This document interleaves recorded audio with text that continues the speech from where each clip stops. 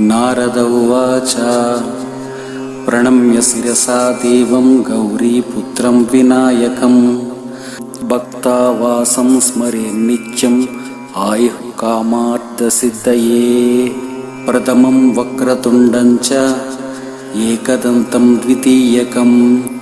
तृतीयं कृष्णपिङ्गाक्षं गजवक्त्रं चतुर्थकं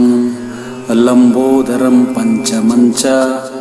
षष्ठं विकटमेव च सप्तमं विघ्नराजं च धूम्रवर्णं तदाष्टमं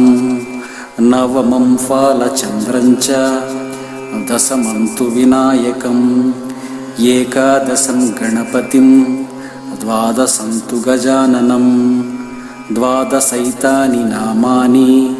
त्रिसञ्जं यः पठेन्नरः न च विघ्नभयं तस्य च